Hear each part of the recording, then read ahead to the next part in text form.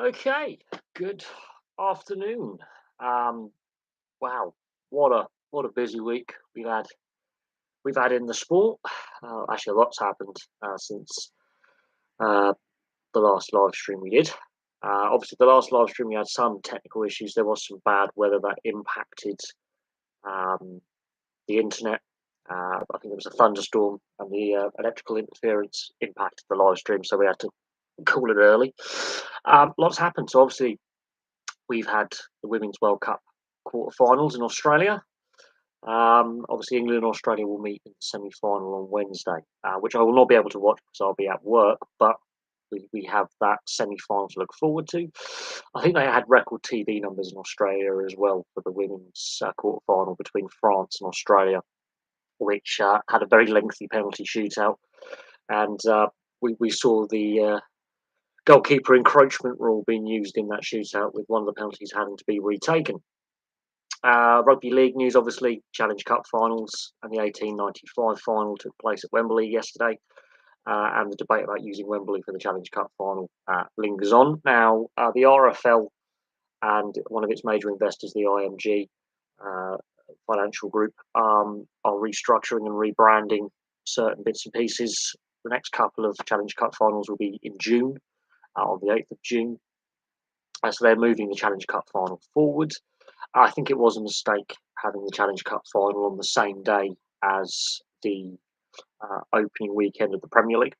I think that was a bit of a blunder. There were obviously traffic issues on the M1. There was a fatal accident on the M1 where some rugby league fans on the way to the Challenge Cup final were caught up in it. But even without that, there would still been a lot of unsold tickets, a lot of empty seats. So the attendance of the Challenge Cup final since 2018 has been a hot topic for quite some time. Ever since Catalan won, there's been a lot of discussion surrounding Wembley as a host venue. What we know is the RFL, I think, are committed to 2027 with their agreement with the FA for the use of Wembley for the Challenge Cup final. A lot of discussion amongst fan groups about moving the Challenge Cup final from Wembley to a neutral stadium up north, potentially on a rotating basis. So that'd be very, very interesting. Other rugby league news, obviously, Joey Croker, Canberra Raiders captain, will retire at the end of the season. He's had a lot of injuries in the last couple of years. One of my favourite players. He's the same age as me. He's, I think, 6 months younger than me, and he's decided to call it a day at the end of the season, depending on how far Canberra, if they make the finals, and how far they get in the finals. Imagine if they were to do a fairy tale run to the grand final. I think that'd be a fitting way for him to end his career. But he's been beset by injuries, and of course, if you watch my review of the Challenge Cup final, I get a bit passionate around surrounding concussion protocols, concussions, and headshots. I was let's just say I disagreed with the commentary team and the pundits surrounding the sin binning of Minchella and the head contacts and the basically an elbow to the head. I think it was a deserved sin bin. I think with the way all contact sports have to go now in regards to head injuries and injuries in general and foul play, I think for too long we have been lazy in that area in regards of referees reffing the game. And what we now know in regards to the research in regards to concussion or repeat injuries and the health impacts that follow, not just concussion, but all injuries, we have to look after players. I completely disagreed with Jonathan Davis and the rest of the commentary team. I completely disagreed with the halftime pundits, all of whom were ex-players. Completely disagree with their viewpoint, saying that was a soft decision, shouldn't have been a yellow card. Obviously, I think since the last live stream, we've obviously had the news about Wally Lewis, possibly the greatest rugby league player ever. And I was lucky enough, obviously, to watch the end of his career. But there were those league fans who were too young to remember Wally Lewis playing at any point. He's had a provisional potential early diagnosis of CTE, and that does raise questions about again repeat concussions, playing through concussion symptoms. It's not the game going soft; it's the game being proactive rather than reactive. I think we've had a lot of players in both codes of rugby, a lot of players in ice hockey. Um, some of my favourite sports retiring very, very early and very, very young because of concussions. So there's that. Now, I want to do some housekeeping as well before we get into any of the questions. Obviously, we've got the Harry Kane situation to start the Premier League spending, the rise of the Saudi money and the Saudi League and the spending there. And we discussed that at length. Housekeeping, you have to be subscribed to leave comments. Basically, that's just keep the idiots away, the trolls away. I think doing that has definitely helped. It's cleared up the chat. It makes things easier for my moderators. It makes things easy for me. Um, so obviously there's that. And welcome to any new subscribers. We've had some new subscribers in recent days who are new to the channel, and hopefully they join this live stream this evening. Thoughts on Harry Kane going to Bayern? I think this has been a protracted saga with Harry Kane for a couple of years now. I think the writing was on the wall when they sacked Mourinho. I think.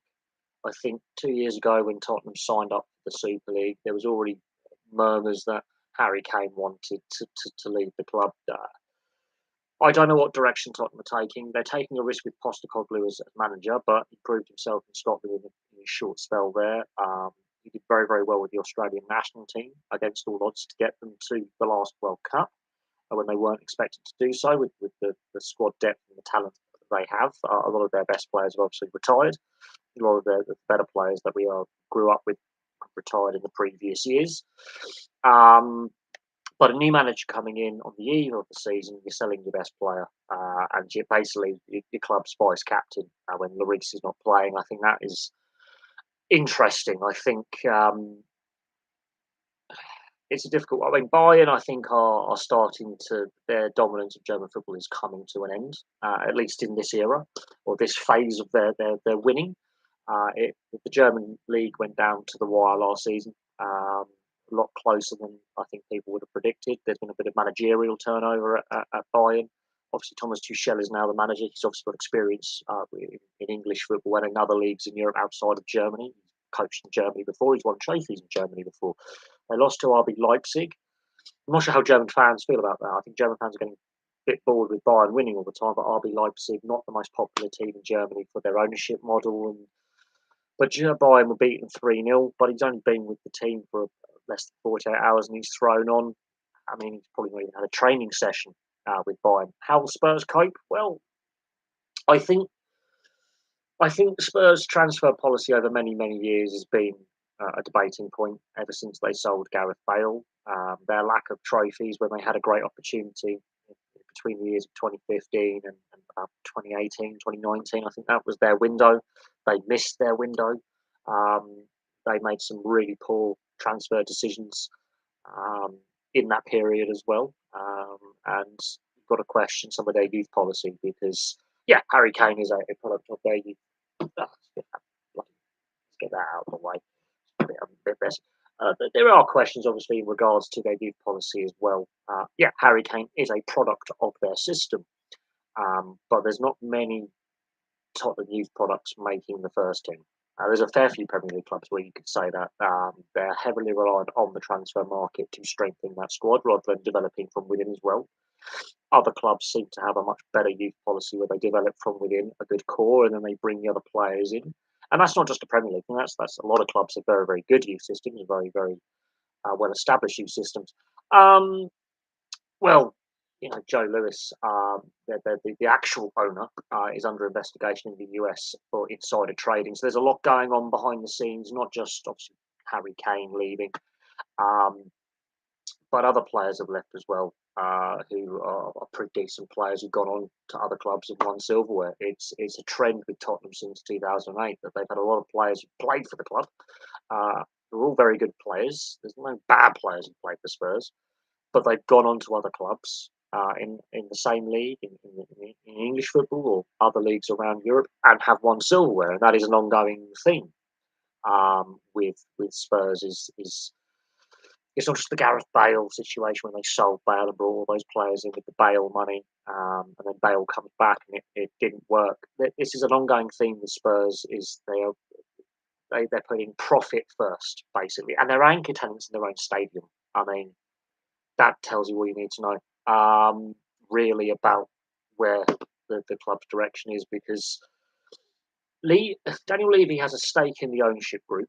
He's the chairman, but getting rid of Levy doesn't solve the problem, because Joe Lewis will just get someone else in who can do his bidding. Really, Levy's there to make Joe Lewis money, um, plain and simple. Um, it makes it harder for Postecoglou, who's obviously his track record. Okay, he hasn't coached in one of the big five leagues, but I don't put a lot of stock into that. I think that's an unfair thing. I think that's the way the UEFA coefficient works. But um, he reversed the resurgence of Rangers with Celtic. Um, Obviously, Rangers were on the up, and now Celtic are top dogs again. But he decided to take the opportunity at Spurs. I don't think he was even their first choice for a player, but they've gone through a lot of managers, so it's that is another issue. Is that managerial stability is what they've been lacking, basically, since the current ownership at Spurs has been in place over the last 2 decades. They have gone through a lot of managers. Other clubs give managers more time. Um, the stadium rebuild, did they really need to redevelop White Hart Lane the way they did? The amount of money spent on that redevelopment, they still haven't got a title sponsor for the stadium. Um, so there's that. The Women's FIFA World Cup, yes, some big nations have fallen out, but we saw this at the last couple of Men's World Cups as well. I think there is a power shift in international football, both men's and women's football. But the USA crashing out the way they did, Germany crashing out at another tournament early, this time in the women's game. England aren't playing as well as they were last year, but they've had to adjust their formation. They are missing some key pieces that were integral to last year's Euros win. The US and Canada, there's a lot of people online saying they should have spent less time being political and protesting and more time playing. But the Canadian women were more in regards to their contracts, and there were things going on with the Canadian Football Federation and the Canadian women's team and the men's team as well. There's been a lot of backdrop with their international teams and their football association, their federation. On the US side of things, yeah, issues there as well. I understand, obviously, there are contractual things and fair payments and bonuses, and that is an awkward thing when it comes to contractual bonuses and stuff like that. But yeah, I do think the England women's side have done well to absorb the loss of key players. There are some key players that are unavailable for selection because of injury. 3 or 4 key players that would have been, part of the setup in some way, shape, or form. I think Beth Mead, I think, is the biggest loss in an attacking sense, and I think it's Williamson. He was captain last year. In a defensive sense, they're 2 big losses. Frank Kirby's obviously had health issues that are reasonably well documented. I think she has a fatigue condition. She's not been well, and she's battled through health problems. And she's more of a floating attacking midfielder, secondary forward. When you take 3 key players such as that out of the squad, and then you've got other players who've been a part of the system as well over many years who were not there. Some players have moved on and retired. Some players have just retired from international football. Some players are just out of form. That does have an impact on a direction you can take. But yes, it will be a very hostile atmosphere. There are a lot of English fans out in Australia. There's a lot of expats who live in Australia and work in Australia. There's a lot of people, working visas out there. So there is a lot of English fans out there. The crowd numbers have been good, and when we've seen women's football criticised, but crowd numbers at recent tournaments have been really, really good. And I think the way the Australians deal with women's sport is a lot more positive than I think a lot of European or Northern Hemisphere nations. I mean, I'm really enjoying the NRLW, the women's version of the NRL. They've done a really good job in expanding it. The quality level is clearly there. There's clearly an interest from women and girls to play professional sport. And I think the Australian, to a certain extent, the Kiwi culture when it comes to women's participation and involvement in sport is a lot more positive than over here in Europe and North America. I do believe that. I think I visibly see it. There's a lot more positive feedback. They get less crap on social media. They still get crap on social media, but there seems to be more positivity around Australian female athletes and Kiwi female athletes than in Northern Hemisphere. Um, will the Kane transfer fit? Well, it has to be, really. They have to find a replacement for him. Son can't lead the line by himself. They're going to have to find another couple of forwards to supplement the loss of Harry Kane. I think it's around 88 million, 100 million euros, 88 million pounds, something in that ballpark figure. It's a big transfer sum. It's not a small amount of money Bayern have invested in him. On the Spurs side of things, they sold Gareth Bale for similar money and made some really poor transfer decisions. So we have to then look at their recruitment, their player development, and what Postecoglou's formations are going to be long term, how they're going to play long term, what his plan for the team is, how much leeway, what his transfer budget is. Will he actively go, I want to invest in the youth squad and develop players from within as well as bringing players in from outside? I think the most successful teams generally have really good youth systems and develop from within as well as bringing in players to supplement the internal development of players. But look, at the end of the day, the decision's been made. The relationship, I think that when Harry Kane asked for a transfer a couple of years ago, it's been a drawn out process over a couple of seasons now. I think Spurs have waited a bit too long. I think they should have let him go sooner. They would have got more money, and they could have adjusted their squad makeup accordingly. But look, the transfer window's open for another 2 weeks. A lot of the good clubs with good transfer policies get their business done early. If they know a player is going to leave, they get it done early. They get the replacement in early, or they promote from the youth and reserve squad into that main squad to fill that roster spot. Clubs that spend late up to deadline day, they're generally panic buys. It's not best available player. It's any available player to supplement the squad. Yeah.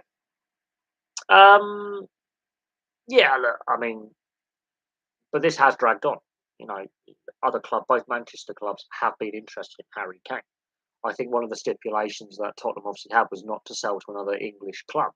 So they decided to find a club on the continent. And obviously, Bayern have lost Lewandowski, very similar player, last year. And I think that showed in their performances last year. They had some wobbly moments. They sacked Nagelsmann. They scraped the German title. They were challenged.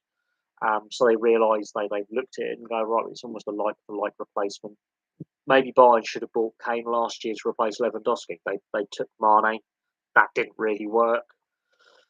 But we'll see how it plans out. I think Bayern, they're sort of in a maybe beginning a transition phase. Union Berlin and Dortmund were scrapping with them right until the last weeks of the season. So it's not just a runaway Bayern. The transfer market is a broken system. The money being spent is overinflated massively, and this is where the Saudi money coming in as well as even distorted it further.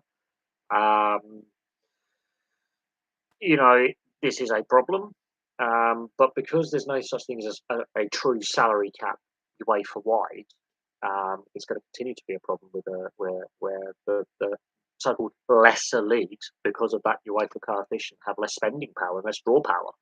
So they are going to lose their best players to the Big Five. You look at the net spend. It is obscene. It's absolutely obscene by clubs across Europe. But yeah, the second tier of top European leagues outside the Big Five, or Big Six, if you class Portugal, are at a disadvantage financially. They cannot retain their best players. They get poached by the Big Five leagues, and their best players get poached for less money because they are deemed a lesser league, and that is a fault of the UEFA coefficient and the way that the European Cup competitions are structured. Um, but we'll see what happens. We'll see if Spurs start investing more in their youth squad and developing internally more. They haven't done it enough, personally. Our Spurs mid-table. I think their window for silverware has closed on them. Much like Newcastle in the mid to late 90s, their window has closed as quickly as it opened. It's closed very, very quickly. They were a team on the up, they plateaued, and then they dropped off. Right. They're a mid-table club. I think this season's going to be very, very interesting.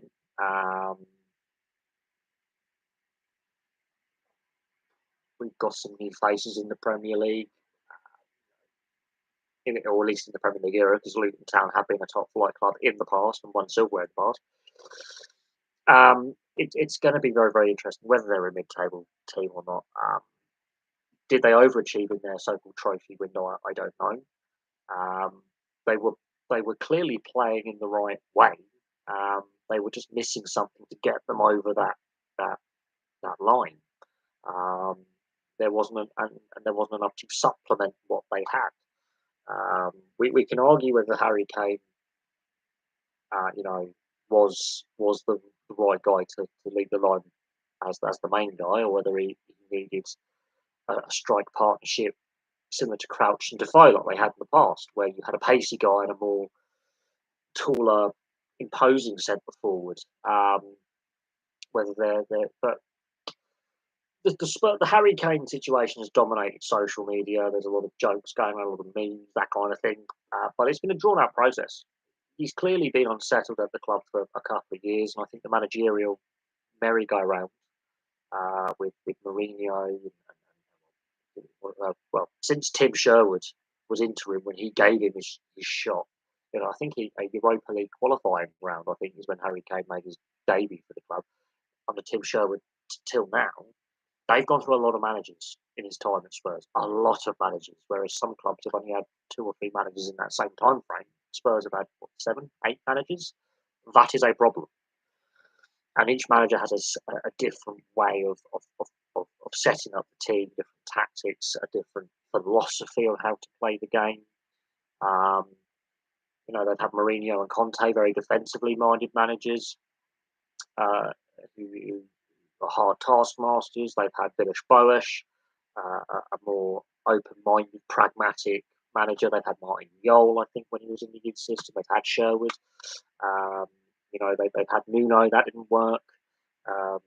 Pochettino. We'll see what happens. But no club is too big to get relegated. I mean, just because a lot of fans think football started in 1992, not 1888 in the Football League, they don't look at the history. Spurs have won a lot of trophies historically. They just haven't won trophies recently, and they've only won the league a couple of times. They're more of a cup team than a league team, but they have had a few short spells outside the top flight since they entered the Football League. But the issue with Spurs is they've always had great players. They've always had a good eye for talent. Every so often, a great player. They brought Lineker to the club. They've had Klinsmann there. They've had a great eye. Greaves, possibly the greatest Spurs player of all time. They've had a great eye for talent. But you could argue when Jimmy Greaves was there, that was their best period. You could argue when Ozzy Ardiles and Ricky Villa. That was another good period. When Lineker was there was some good spells with Lineker there. When Klinsmann had his 2 spells, they were decent. They had some good moments, but they have underachieved massively in the last 30 years. 30, maybe 40 years they've underachieved massively, and I think you cannot deny that. They have a solid fan base, but they have massively underachieved for a club of their size. with the talent they've had over many generations. Um, we'll have to see how Postecoglou does in his first season in England. It could be a very short spell in England. It could be there for the long haul. We just don't know what's going to happen. But Celtic fans were sad to see him go. But we'll see what happens. It's not guaranteed it's going to work, but they are thinking left field. What Spurs fans in Swindon? What is interesting, and I will stress this, is the south of England is where the disposable income is in this country. The south, predominantly the southeast south of England, is where fans have disposable income. And unfortunately, a lot of the professional clubs are in the north, where there's less disposable income. Also, thoughts on Leeds being in the mud, supposedly three of their key players refused to play to try fortunately. Leeds, they're a gift that keeps on giving. It's been a few years of chaos at Leeds United. Again, managerial turnover.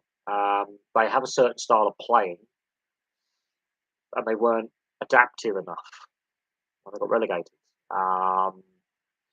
They weren't adaptive enough. You know, they have some great attacking players. They're not set up to defend. They're set up to outscore the opposition. So if the opposition score 3 goals, they've got to score 4 or 5, and that's the problem. They're all-out attack, defence. They're basically playing like Brazil in the 70s. That's the best way to describe Leeds: is full pace attack and try and blitz the opposition with goal scoring. Again, these are rumours coming out. Social media is a toxic speculator. I'm actually using my social media a lot less than what I was when I set up the channel. My social media use is YouTube, and that's about it. Occasionally, the odd thing I post on Instagram, but in reality, I use my social media a hell of a lot less now than what I did before. I'm growing bored of it. I'm not enjoying the social media landscape at all. Really not enjoying the social media landscape. It's becoming more and more toxic each day. I think YouTube has done a lot in regards to trying to mitigate that toxicity. But the other big social media players, yeah. I mean, I can criticise. So yesterday, Challenge Cup, I said it wasn't a great game technically, but it was a great game for intensity and entertainment. I think that's fair. I've not had a single downvote for my Challenge Cup review, which surprises me because I would have thought you may have had a whole KR fan or a League fan, disagreeing with some of my or a rugby league fan. But I stand by what I said. Technically, it was a poor game. But I look on the fan forums and everyone's praising the game, saying it's brilliant. Well, entertainment-wise, yes. Technically, no. The game was scrappy. Discipline was poor. The handling errors were shocking. There was some foul play in there. I think the referees had a poor. The whole officiating team had a bit of a mixed bag. There were some poor decisions made. And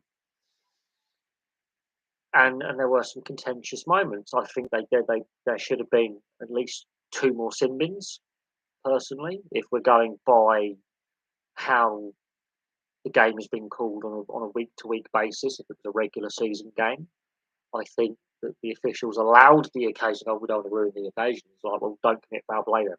When people say, oh, the red card ruined it, well, the player shouldn't have committed foul play, or the yellow card ruined it. The player should not have committed foul play. Minachella basically leads with an elbow to the back of Reynolds' head. Regardless of strength of contact, he hits him in the back of the head with his elbow raised. That's a headshot. That is a cheap shot. Whether it was intentional or not, it's a cheap shot. Head contact has never been allowed in the game, ever, in rugby league. It's always been an offence. Unfortunately, for the previous 30, 40, 50 years, refs were like, okay, just the game. He should have gone for an HIA because it is head contact. He did stay on the ground for a brief period. The way he fell looked like he was concussed. He played on. He did have an important part to play in the game. Did he headbutt the opposition player on the floor? We shall see. We shall see. But in my opinion, the referee allowed the occasion to make his decisions for him. Does it make sense for Fast Travel to win with all the top rugby leagues in the North? No. That debate's been had now for the last 5, 6 years, ever since the Catland won their final with the lowest crowd since the war. The following final had another low attendance, and they've never sold out since then. So since 2018, there's always been empty seats at Wembley. Why that is the case? Because Catland's first final at Wembley was a sellout. So you see, something's happened between 2017 and 2018 financially for fans. And then 2018 onwards, empty seats galore. And then obviously you factor in the COVID pandemic into that. You factor in the last 2 years with the rising prices and the cost of living crisis. If you use the energy crisis, Ukraine war, various factors that are more economic and political, they are having an impact. I mean, I could have gone to the semi-final at the Emirates for the World Cup between Samoa and England. The ticket price wasn't a problem. It was transportation price that would have been a killer, and it was on a Sunday or a Saturday. I can't remember if it was on a Sunday or a Saturday. I can't remember. It was either a Saturday or a Sunday, the semi-final. Transportation was a no-go. There was no way, unless I booked the Friday and the Monday off work, which I didn't want to do because I had limited holiday allocation left. I thought from London at all. And when people say, "Oh, the Southeast, you've got money, there's no deprivation," I am on, and I will say this: I do this channel as a hobby for now. If it starts to make money, that makes my life financially better off. But I've been struggling financially now for a while, and for me, I couldn't go, and I live far closer to London than most rugby league fans, apart from Broncos and Scholars fans. And even then, they're few and far between because the successes eluded both those clubs, and they're both outside the Super League. And according to the RFL, we don't have many fans in the south of England, which is BS because there are fans down there. I'll tell you that for a fact. The World Cup semi-final will tell you that there are fans in the south of England who are rugby league fans. But I find it prohibitive, and I'm an hour's train ride from central London. It is prohibitive, really cost prohibitive. Then you have to start asking the questions. Okay, it's at Wembley. The FA own Wembley, so via the FA you've got Club Wembley, where you get tickets from. What was the price of tickets yesterday? Because you could have actually got tickets for all three games: the Women's Challenge Cup final, the men's, and the 1895 final. What was ticket price?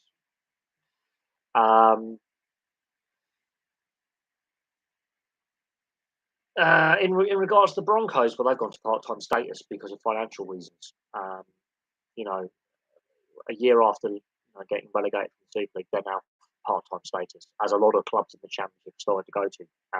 So, unless an owner like the Lee owner comes in and someone is willing to invest in the London Broncos and spend money, they're not going to get back to the Super League and grow the game, make money. It has to work in the Midlands and the south of England at the top level. It has to. There has to be investment in cities like Birmingham and London, Coventry, maybe in places like Oxford and Reading and Swindon, big population centres in the south and the Midlands, Peterborough, Cambridge. There has to be investment in locations in the Midlands and the south in order for the sport in this country to continue to survive, to grow. They need to have a growth system, a growth pathway. I think the ref had a mixed game. The whole officiating team did. I was very critical of that. I think he got the sin bin on Minchella right. I've seen red cards given for that kind of late hit, though. I completely disagreed with commentary and punditry in regards to that incident. I think the penalty try, no penalty try thing, penalty and professional foul sin bin, absolutely game. Um, that type of tackle is how you destroy knee ligaments. That's a career ending. If the whole player doesn't leave the ground, that is his knee completely. That is career ending potential. Um, um, yeah. The clubs at the bottom of League One. Again, non-traditional locations. Are they really being given a chance to recruit decent players and develop players? Um, I think putting a team in Cornwall, I think, was a bit of an eyebrow raiser because that is Devon would have been probably a better Devon or Bristol would have been a better option for the southwest than Cornwall. There's more sporting infrastructure, there's bigger population, there's more disposable income. Cornwall is a very rural and low income county. There's high unemployment. Cornwall is like basically like certain areas of the industrialised north that are deindustrialised. Very low wages, high unemployment, and very rural. Um, I can't see Cornwall being a success long term. Um, oh, look, the people who run rugby league. Just look at the international rugby league with their plans for the international game until 2027. It's not good. It's not good. Um, the only league that has a plan is the NRL. They're planning to expand by 2025, and they're going to be taking games to Vegas next year. Confirmed, they have a long-term commitment to the US. Um, I but I, as I say, I'm more an NRL fan than a Super League fan. I think the way and look, the NRL's got problems in governance. Rugby league in Australia has governance issues. I'm not saying it's perfect. Look at the drawn out CBA negotiations that have taken the best part of 2 years to sort of get over the line. Hasn't been fully confirmed. They've finally signed it all off, but they've got an agreement in principle to get the next CBA in place by next season. We do need more teams outside the Northern Super League, absolutely. I mean, if the London Broncos had stayed up, that would have been a massive boost for the game outside of Yorkshire, Lancashire, and Cheshire. Sadly, they missed. They just had a poor start to that season, and it was an uphill battle to survive. The stadium, they always move around stadiums around the London area. They started out at Fulham at Craven Cottage, and they're at Plough Lane and Wimbledon. They played at the Valley at Charlton. They've never had a true home ground, which is a problem in stabilising the team and growing a fan base that goes week in, week out, season in, season out. That is our home ground for eternity. That is an issue. It's the same with the Scholars. I think they play up at Barnet, up in Barnet, I think. They also have never really truly had a home to call home. They've always been anchor tenants.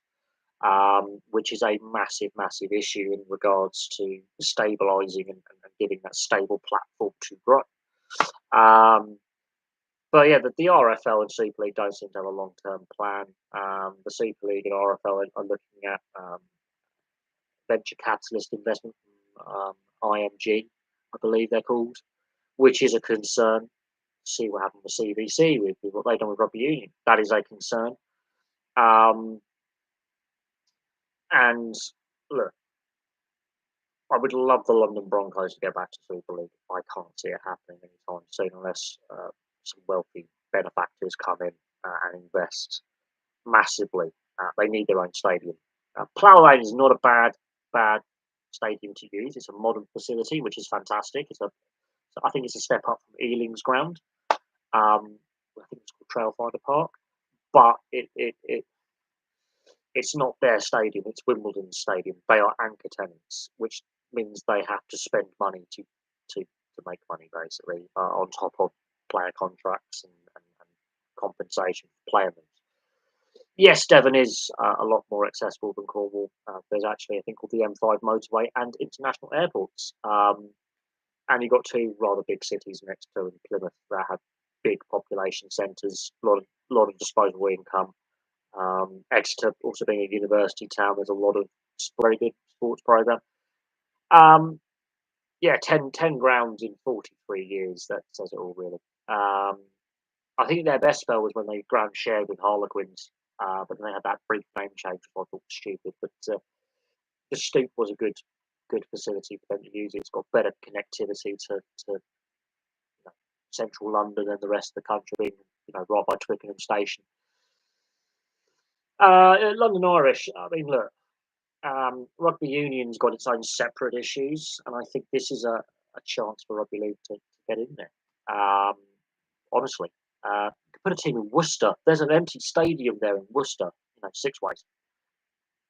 Put a rugby league team in Worcester, um, and fill a very big void that Worcester has in the sports market. Worcester's got a big population, and there's a nice empty modern stadium that needs to be used. You couldn't make this stuff up, really. But no, teams like London Welsh as well. Obviously, they ended up at the Kassam. The problem is unsustainable business models. They're trying to copy what football was done, and football's business model is unsustainable. It's a false economy. A lot of professional sports are finding out that the finances are built upon a false economy that is not sustainable. The COVID pandemic, and to a certain extent, the financial downturn, basically the economic struggles we've had since 2008, have highlighted the instability in professional sport, and there is a false economics taking place.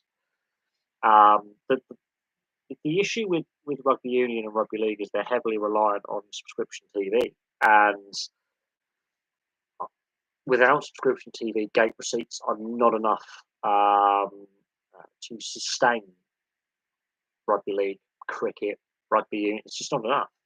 The gate receipts, that ticket sales, merchandise sales, they're heavily reliant on the TV money. TV money is not enough. It never has been, really. But the TV deals that have been struck with rugby union and rugby league and the broadcasters aren't great. They're Sky and what is now TNT Sports, formerly BT Sports, are more football focused. And to a certain extent, you've got the F1 and MotoGP. They're more, focused on more profitable sports. Make of that what you will. I don't think football is as profitable as the finances make out. You look at the debt some of these big clubs have. Trust me, football is not being run for a profit. It's being run for venture capitalists for tax write-off. I haven't watched any of the Rugby World Cup warm-up tests. To me, they're just squad selection tests. Yes, they mean something, but they don't mean something, if that makes sense. England always seem to play Wales in these World Cup warm-up tests. Wales win one, England win one. Yeah, that's basically that. Owen Farrell getting sent off again. Uh, yeah, 12 players, I mean 14 players, because rugby league and rugby union have different numbers of players on the field. Putting it out there. But no, Owen Farrell is make of that what you will. He's been regularly criticised for his tackle technique. To be fair, his tackle technique wouldn't even pass in rugby league, to be honest, because he's more likely to hurt himself as well. He's got a poor tackle. There are some players playing rugby union who've got shocking tackle technique. You never get taught that when you're coming through the age grades. They really have poor tackle technique, and a lot of that is to do with coaching when they're about 18, 19, 20 years old, when they're in their early stages of their professional career. The tackle technique's goes out the window between the ages of 16 and 19. It just disappears. The tackle technique is absolutely shocking. However, I'm not a big fan of the RFU's height changes. Yeah, head contact has never been allowed, penalised for it, send off for it. The players will very quickly learn. I will tell you that. And I can see an exodus of players who are currently playing the game at various levels leaving the game, and rugby union's going to shoot itself in the foot. But tackle technique, they're trying to basically encourage fatigue and offloads in the game. With the way rugby players have bulked up, it's going to be a disaster because they're just you have offloading and speed of the game in rugby league, and they've gone through their growth pains with the way they brought in rule changes. Nothing to do with tackle technique apart from don't hit the player in the head and don't do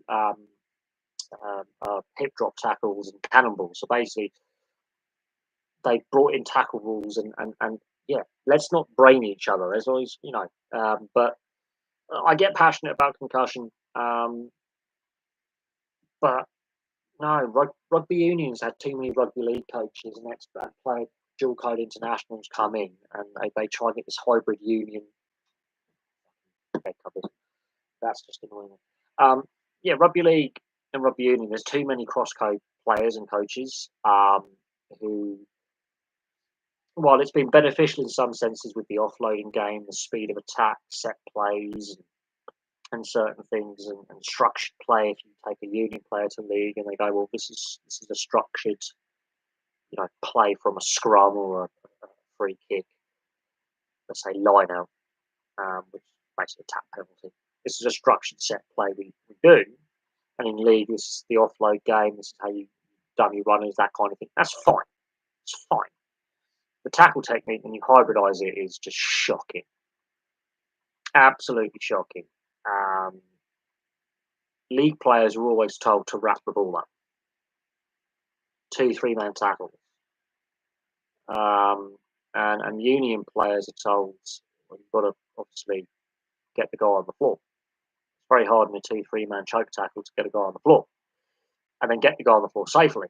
You've got two players up high, one player going down low. You're going to get head-to-head contact, head-to-knee contact, head-to-hip contact. The art of the one-on-one tackle is disappearing, especially in union. League seems to still have that one-on-one tackle technique where you just have a very good player who uses the shoulder and then wraps the arms and drills the player because you're not going to offload every single play. It's too risky a play. For those of you who are saying these rule changes are going to bring loads of offloads in, it's a far too risky a play, and we already have enough stop starts in union to have too many knock-ons. Some of the Greek nice rugby World Cup Greek ball games. Not to the players playing them. I like to see the lesser nations compete against each other because they're similar standard, and occasionally get a World Cup shot. So, but no, some of these lesser nations have some really talented players who are trying to get a big payday with a contract. Michael Chaker has been getting Argentina. Michael Chaker's he's a very, very interesting character. He's Eddie Jones when you buy Michael Chaker off Wish. Michael Chaker is a brilliant coach. Both coaches, fantastic. He thinks outside the box. He's very patient with players. Bearing in mind at the World Cup, Rugby League World Cup, he was coaching Lebanon, and then the next day he's coaching Argentina in a Test match. The guy really understands the good sides of both games. I think he's trying to coach the bad aspects of Union League out of his players. I think, but he's played both coats. This is a guy who I'm just going to put my laptop because my back is killing me, and I just can't. I just can't sit like this for too long anymore. The joys of former rugby injuries. Chaker is a very interesting coach, but I think you could. But there's been a lot of this cross pollination of rugby league coaches going into union and then back to league. I mean, Sean Edwards is a prime example of a league legend who's got into rugby union coaching as an assistant on the defence aspect, because rugby league, you can win with defence. Ironically, defence can win you games. Defence is what wins you games. You can be a low-scoring team, but defence wins you games. That's one thing I've noticed. You've got a solid defence, and a defensive system, you may only score like 10, 12 points a game. You may be a low scoring team, but if you can shut a team down, defence is what wins you games in the league. And that's where Sean Edwards works really well as a defence coach. Anthony Seibold obviously spent some time in rugby union.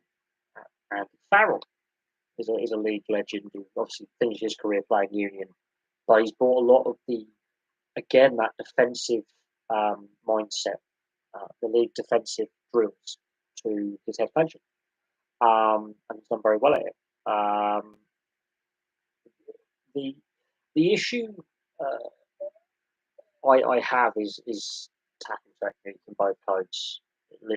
I think that's leaving a lot to be desired. I also think the way that unions being more reactive to head injuries than league. League, I think, should be more proactive in going, well, as the research improves and the data improves, we will adjust accordingly. Who I think is going to win the World Cup? Well, right now, Ireland and France are looking pretty tasty, but they've been building for a couple of years. The All Blacks never discount them, and never discount the Springboks either. They're the four nations. Maybe Argentina can throw a spanner in the works because they seem to turn up at World Cups and go far in the tournament. They're the five nations I can see being at the top of the pile, fighting over the semi-final spots. I can't see anyone else making the final. It's out of those five teams. On the upset side of things, Argentina may make the final. That will be the upset for me. Obviously, Japan now and Fiji throw some upsets in there. Tonga, if they can get the right players selected, throw an upset in there. We may see some of the lesser nations win. I think Uruguay could win a couple of games. I think the bigger shock is Wales and England are most likely going to struggle to get out of the group. That's I think, and Australia look like they're a dead duck. Australia don't look good at all. Australia look very vulnerable to not going far in the tournament. They've got a lot of problems. They've had a lot of coaching turnover. A lot of the players weren't happy with Rennie getting replaced by Eddie Jones. A lot of players going, they enjoyed Rennie's coaching. So there's definitely issues with some big nations that when they fail to progress. But look, we've got a few weeks until the tournament starts, so we can speculate as much as we want. It doesn't mean now until a ball is kicked in anger, the first scrum, the first line out, the first tackle, the first hit up, that first collision. It means nothing until the first kick off, the first reception. I do think, though, that World Rugby are being and the various unions are being more reactive to the concussion than proactive, whereas League seems to be more proactive and seems to be looking at really, bringing in mandatory stand-down periods, being very, very strict on the concussion protocols. But again, that's my viewpoint on the situation. But it's an interesting one. Very interesting one. But let's circle back to rugby league a little bit. Obviously, we're getting towards the tail end of the NRL season. Of course, Jared Croker has announced that he's going to be retiring. It's another great player who's going to call it a day. He's one of the top point scorers in rugby league history for points. How he never made an Origin side at New South Wales Origin side or the national team is beyond me. But injuries have shortened his career massively. He could have had another 2, 3, 4 years maybe if he'd stayed fully fit. So it's a shame that Jared Croker, who's 6 months younger than me, is calling it a day at the end of the season. Um, there are some saying he should come to Super League for a couple of years. Uh, he's had so many injuries. He's had, I think, 3 shoulder reconstructions and 2 knee reconstructions. Um, I think, yeah, calling it a day is the right thing. He could have gone around next season where they got some young players coming through their system that are young and exciting that play the same position as him. Um, and him, I think he's seen the writing on the wall. The fact he's played as long as he has, he could have retired last year. He could have played the year before. Um, it's a shame that he's obviously had to again end his career early, but that's what happens in such a brutal sport. Um, I think Cameron Smith's NRL appearance record and first grade record in Australia with Origin and internationals is going to be really hard to beat. Um, and Cameron Smith is one of those players that really does divide opinion. Obviously, with the Melbourne Storm salary cap saga and some of the other related incidents surrounding the Melbourne Storm, Cameron Smith is a very divisive. Talking about um, Cup, I've done my preview video. It's on the channel where I think the group stage will what it will look like. I think my 2019 World Cup preview video did better, which I find weird. Um, the way that works out, I think the algorithm is what it is. But no, my World Cup preview, Rugby World Cup preview video is on the channel. It's up. I did it a few weeks ago. I can see some shocks in there. Though. I can see um, some shocks in there.